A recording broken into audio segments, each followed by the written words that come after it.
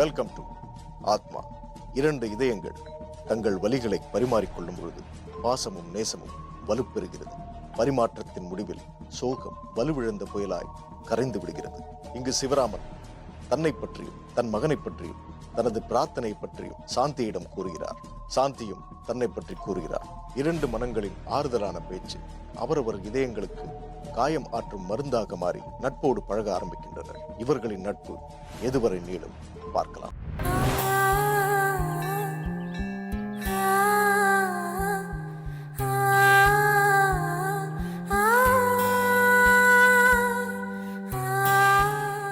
Sir, சொல்றேன்னு தப்பா நினைக்காதீங்க. பிச்சை எடுக்கிற இடத்துல உங்களை பார்த்ததும் நான் அப்படியே ஷாக் ஆயிட்டேன். உங்களுக்கு ஆட்சேபனை இல்லைன்னா அத பத்தி நான் கொஞ்சம் தெரிஞ்சுக்கலாமா? உங்களுக்கு சொல்ல விருப்பம் இல்லைன்னா சொல்ல வேணாம் சார். பரவாயில்லம்மா, மனசுல இருக்க கஷ்டத்தை சொன்னாலாவது பாரம் குறையும். நான் ஒரு பிசினஸ் மேன். பேர், புகழ், பணம் எல்லாத்தையும் பார்த்துட்டேன். 4 வருஷத்துக்கு முன்னாடி என்னோட மனைவி இறந்துட்டான். அன்னையிலிருந்து நான் நடப்பிடமா ஆயிட்டேன். அவ என்ன ஒரு குழந்தை மாதிரி பார்த்துக்கிட்டா. எங்களுக்குள்ள எந்த சண்டை வந்தாலும் கொஞ்ச நேரம்தான், அதுக்கப்புறம் சேர்ந்துப்போம். அவ என்னை விட்டுட்டு போனதுதான் என்னால தாங்க முடியல.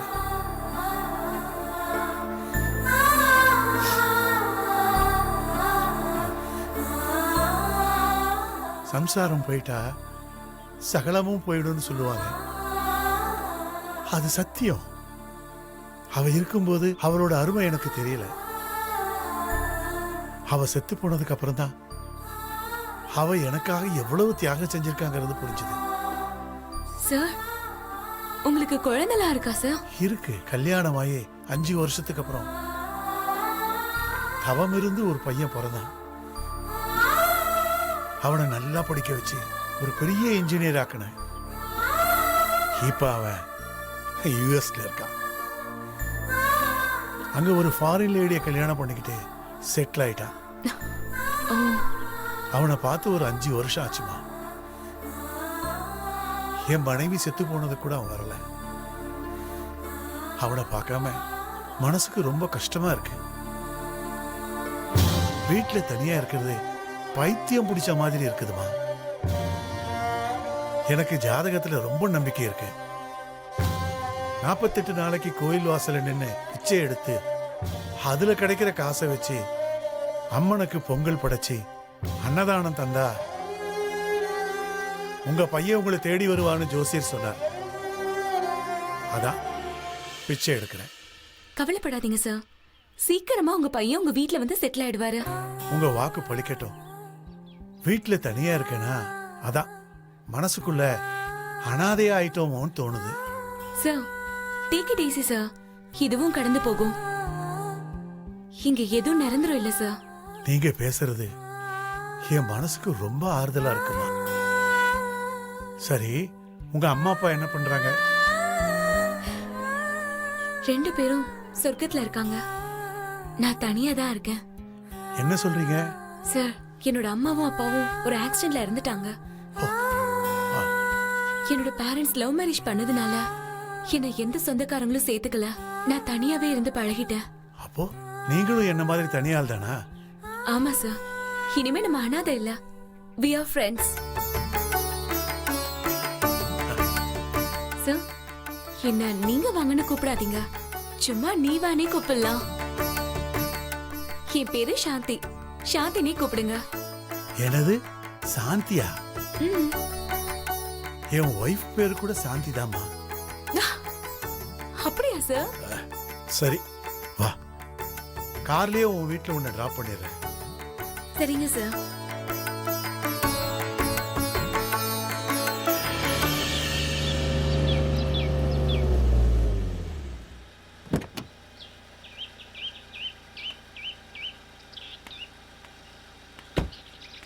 சார், வீட்டுக்கு வாங்க சார். பரவாயில்லம்மா. சார், சாந்தினே கூப்பிடுங்க சார். சரி சாந்தி, இன்னொரு நாளைக்கு வரேன். சார், சண்டே அன்னைக்கு என்னோட பிறந்த நாள். நீங்க கண்டிப்பா சாப்பிட வரணும். வரேன் சாந்தி. உங்களோட நட்பு கிடைச்சதுக்கு ரொம்ப நன்றி சார். ரொம்ப நாளைக்கு பிறகு மனசை விட்டு பேசுனதுனால எனக்கு சந்தோஷமா தான் இருக்கு. வரேன் பாசாத்தி. ம். வண்டி எடுப்பா.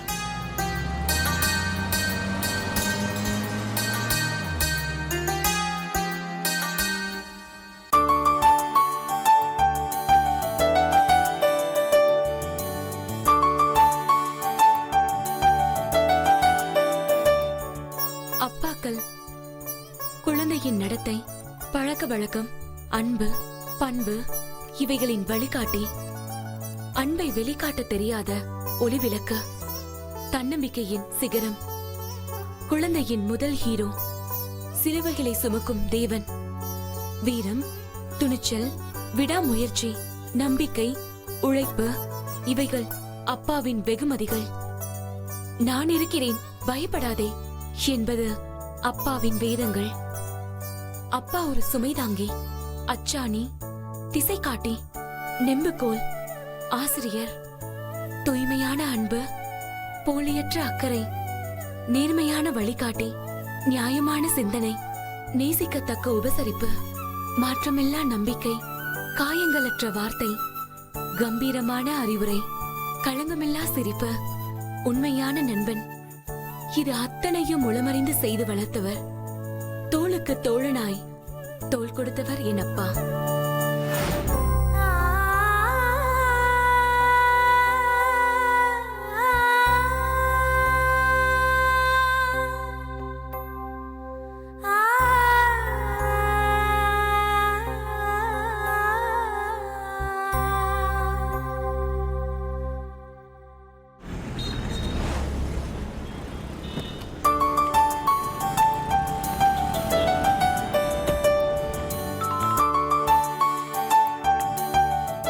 இதோ வந்துட்டேன். சார், வாங்க சார்.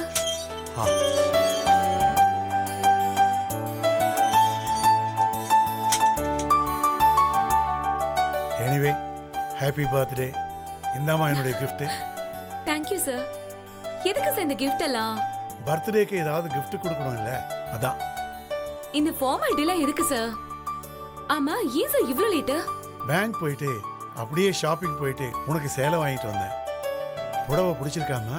பிடிக்கலன்னா சொல்லு, உனக்கு பிடிச்ச மாதிரி வேற வாங்கிக்கலாம்.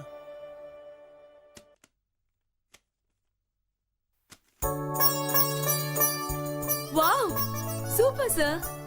எனக்கு பிடிச்ச கலரை எடுத்துட்டு வந்திருக்கீங்க. என் டேஸ்ட் உங்க டேஸ்ட் ஒத்து போகுது சார். நான் என் பொண்டாட்டிக்கு எந்த புடவை எடுத்து கொடுத்தாலும் அதுல ஏதாவது ஒரு கோளாறு சொல்லுவான். அது ரொம்ப தப்பு சார். நீங்க ஆசைப்பட்டு வாங்கி கொடுத்திருப்பீங்க, அதுல கோளாறு சொல்லக்கூடாது சார். சொன்னா வாங்கி கொடுத்தவங்க மனசு கஷ்டப்படும் சார். என்ன ஆசீர்வாதம் பண்ணுங்க. நல்ல நல்ல நல்ல மனம். எழுந்து எழுந்து. இந்தா. சார், பண்ணலாம் வேணாம். அத புடவை வாங்கி கொடுத்திருக்கீங்களே. இல்லம்மா, பர்த்டே ஃபங்க்ஷன்ல யார் வந்து என் காலில் விழுந்தாலும் அவங்களுக்கு பணம் கொடுக்கறது வழக்கம். வாங்கிக்கம்மா. அட வாங்கிக்கம்மாண்ணா. Thank you sir. சார், உட்காருங்க சார். சார், ஒரு 5 minutes இருங்க, லஞ்ச் ரெடி ஆயிடும். உள்ள கொஞ்சம் வேலை இருக்கு. உங்களுக்கு பிடிச்ச சேனலை பாத்துட்டு இருங்க. அது வரைக்கும் ஓகேம்மா. இது வந்துடுறேன்.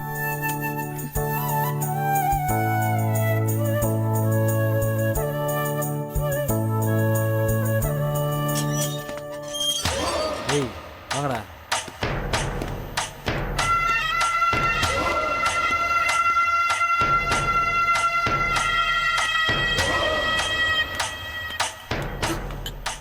ஹேய், யார் நீங்க? எதுக்கு இங்க வந்திருக்கீங்க? மரியாதையா எல்லாரும் வெளியே போங்க. சார், யார் நீங்க? உங்களுக்கு என்ன வேணும்? கலாட்டா பண்ணாம வெளியில போயிடுங்க. யாருமா இவங்கெல்லாம்? தெரியல சார். ஹேய், மரியாதையா எல்லாரும் வெளியே போங்க, இல்லனா சத்தம் போட்டு ஊரை கூட்டிடுவேன். இத பாருங்கப்பா. Cheers. Cheers. வணக்கம் மேடம். என்னைய உங்களுக்கு ஞாபகம் இருக்கா? நம்ம கிட்ட வட்டிக்கு பணம் வாங்கியிருந்தீங்க, திருப்பி தர்ற ஐடியாவே இல்லையா? அசலும் கொடுக்கல, வட்டியும் கட்டல. What is the matter madam? உங்ககிட்ட வாங்கின கடனுக்கு மேலேயே வட்டி கட்டியாச்சு. இனிமே தர முடியாது. மேடம், இப்படி கட் அண்ட் ரைட்டா பேசினா எனக்கு பிடிக்காது. நீங்க தர வேண்டிய பணம் 1 லட்சம். அதை கொடுத்தா உங்க பத்திரத்தை நான் திருப்பி கொடுக்க போறேன். நீங்க பணத்தை தரமாட்டோம்னு சொன்னா இங்க பாத்தீங்கல்ல, எல்லாம் நம்ம பசங்க தான், ரொம்ப கெட்ட பசங்க. பணத்தை தர்ற வரைக்கும் டெய்லி காலையில் டயத்துக்கு ஷார்ப்பாக வந்து உக்காந்துக்குவாங்க. ராத்திரி 10 மணிக்கு தான் கிளம்புவானுங்க. வயசு பசங்க. அப்புறம் ஏதாவது ஏடா கூடமா நடந்துருச்சுன்னா நான் ஜவாப்தாரி ஆக முடியாது. நீங்களும் வயசு பொண்ணா இருக்கீங்க, பார்த்துக்குங்க. யோ, ஒழுங்கா இடத்த காலி பண்றீங்களா இல்ல போலீஸை கூப்பிட்டமா? என்ன பெருசு, போலீஸ்னு சொன்னா பயந்து ஓடிடும்னு நினைச்சியா?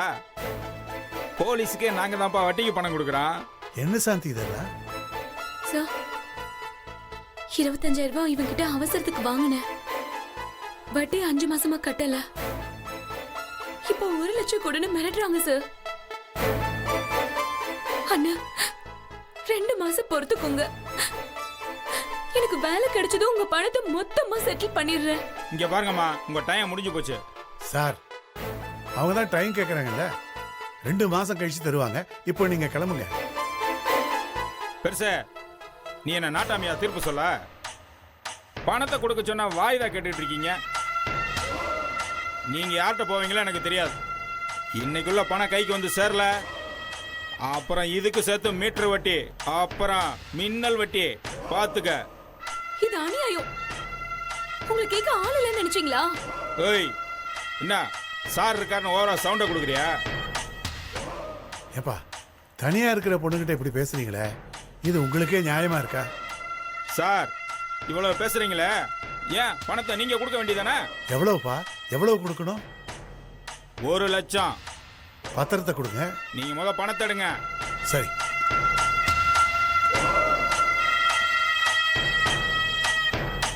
பத்திரத்தை கொடுங்க. இந்தாங்க. Sorry madam, sorry sir. இங்க பாருங்க மேடம், பணம் எவ்வளவு வேணாலும் கேளுங்க, ஆனா கரெக்டா வட்டி கட்டிடணும். புரிஞ்சுதா? வரேன் சார். டேய் வாங்கடா, அடுத்த கலெக்ஷனை பார்ப்போம். ஏய் கிளம்பு.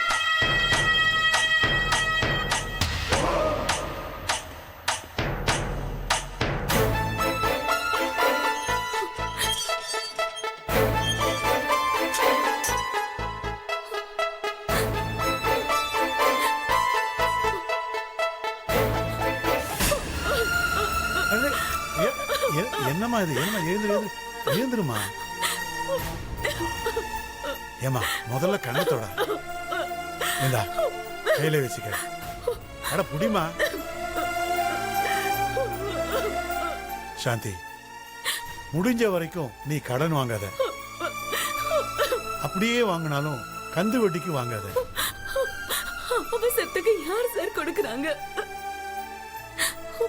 எல்லாம் எத்தால எழுது சார். ரொம்ப தேங்க்ஸ் சார். நீங்க கொடுத்த பணத்தை நான் கொஞ்சம் கொஞ்சமா திருப்பி கொடுத்துறேன் சார். அதெல்லாம் திருப்பி தர வேணாமா. உனக்கு பணம் எப்ப தேவைப்படுதோ அப்போ என்கிட்ட கேளு. என் போன் நம்பர் உங்ககிட்ட இருக்குல்ல? சரி சார். கை கழுவிட்டு வாங்க, சாப்பிட போலாம். ஆ. வாங்க.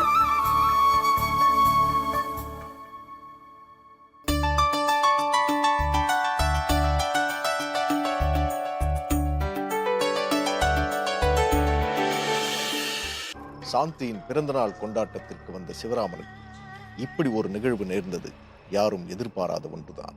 சாந்தியின் பிரச்சனையை தன் பிரச்சனையாக ஏற்று உதவ வந்த சிவராமனுக்கு இன்னும் என்னென்ன சிக்கல்கள் காத்துக் கொண்டிருக்கிறது? பாசத்தை துச்சமாக நினைத்து பணத்தை பெரிதாக நினைக்கும் மகனுக்கு யார்தான் புத்தி புகட்டுவது? காலம்தான் தீர்மானிக்கும். தன்னை பார்க்க ஆவலோடு இருக்கும் தந்தையின் மனதை உணராத கிரிஷ் கட்டாயமாக ஒரு இதயமற்றவனாகத்தான் இருக்கக்கூடும். இருப்பினும் சிவராமனின் முயற்சியும் ஆசையும் நிறைவேறியதா? பார்க்கலாம்.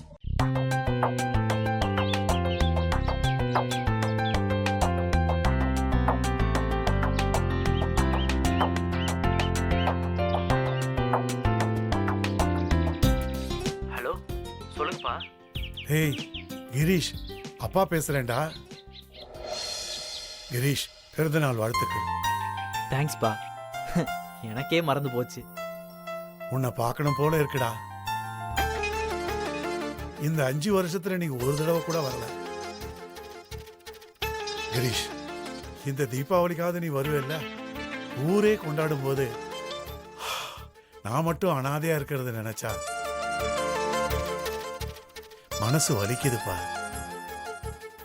போற வரவங்க கேட்கிற கேள்விக்கெல்லாம் என்னால பதில் சொல்ல முடியலப்பா. அப்பா, உங்க மனநிலை எனக்கு புரியுது. எனக்கு இங்க லீவு கிடைக்கலப்பா, அவளுக்கு இங்க லீவு கிடைக்கல. அப்படி சொல்லாதப்பா. என் மனசுல அடிக்கடி உன்னை பார்க்கணும்னு தோணுது. ஆனா உன்னை பார்க்காம செத்து போயிடணும்னு பயமா இருக்கு. தனிமையா இருக்கிறதுனால மன உளைச்சலா இருக்கு. கிரீஷ், நீ வராட்டி நானாவது அங்க வரவா? அப்பா, என்ன பேசுறீங்க? இங்க என்ன குளிர் தெரியுமா உங்களுக்கு? -4 டிகிரி. நீங்க இங்க வந்தீங்கன்னா அடுத்த நாளே உங்களுக்கு பேக்கப் தான். உங்களுக்கு பணம் வேணும்னா கேளுங்க, நான் அனுப்புறேன். தயவு செஞ்சு எங்களை எதிர்பார்க்காதீங்க. நீங்க ஒண்ணு செய்யுங்க, சிட்டில இருக்கிற முதியோர் இல்லத்துல போய் சேர்ந்துருங்க. உங்களை மாதிரி பல பேர் அங்க இருப்பாங்க, நல்லா ஜாலியா இருக்கலாம்.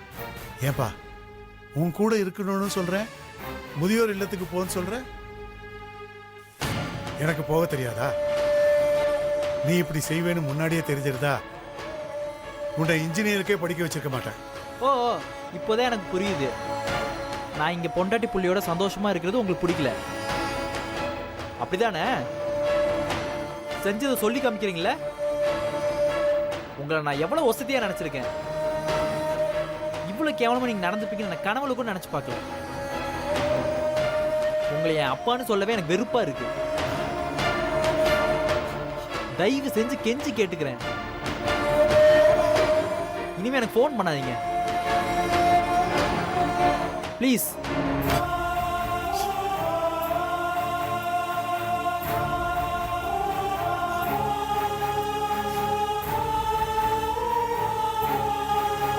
பண்டிகைகள் வெறும் கொண்டாட்டத்திற்கு மட்டும்தானா?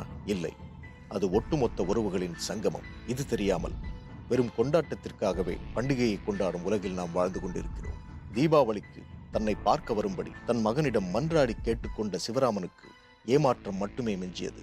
கிருஷ் சிவராமனின் கண்ணீரில் கரையாத கல்லாகி போனான். இந்த கல் நெஞ்சக்காரனின் மனம் மாறுமா? பாசம் தேடி அலைவதில் பாதி வாழ்க்கை போய்விடுகிறது. பாசம் வைத்து அழுவதில் மீதி வாழ்க்கை முடிந்து விடுகிறது. தன் மகனுக்காக ஏங்கி தவித்து நடைப்பிணமாக இருக்கும் சிவராமனுக்கு வாழ்க்கை என்னும் புத்தகம் வேறொரு பாடத்தை கற்பித்தது. அது என்னவாக இருக்கும்? பார்க்கலாம்.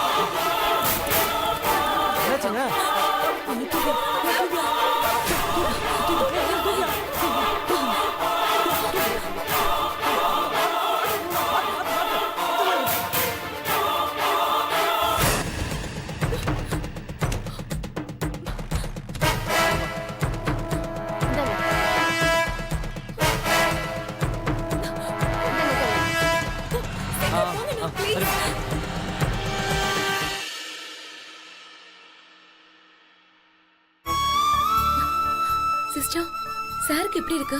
மேடம், பயப்படாதீங்க. ஹை பிபி தான். ரெஸ்ட் எடுத்தா எல்லாம் சரியா போயிடும். நீங்க டென்ஷன் ஆகாதீங்க. ரொம்ப தேங்க்ஸ் சிஸ்டர். என்ன சார், கொஞ்சம் பார்த்து வரக்கூடாதா? சாரிம்மா, என் பையன் பேசின வார்த்தை என்னை காயப்படுத்திடுச்சு.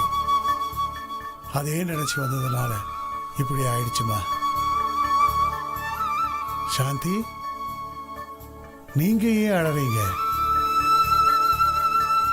எனக்கு ஒன்றும் ஆகலம்மா. ரொம்ப தேங்க்ஸ் சாந்தி. சார், சாந்தி மேடம் ரொம்ப எமோஷனல் டைப். அவங்கள மாதிரி ஒரு நல்லவங்கள பார்க்கவே முடியாது. அவங்க ஒரு பிளட் டோனர். யாருக்காவது பிளட் தேவைப்பட்டா அவங்களுக்கு உடனே ஒரு ஃபோன் பண்ணா போதும், அவங்க உடனே வந்து கொடுத்துருவாங்க.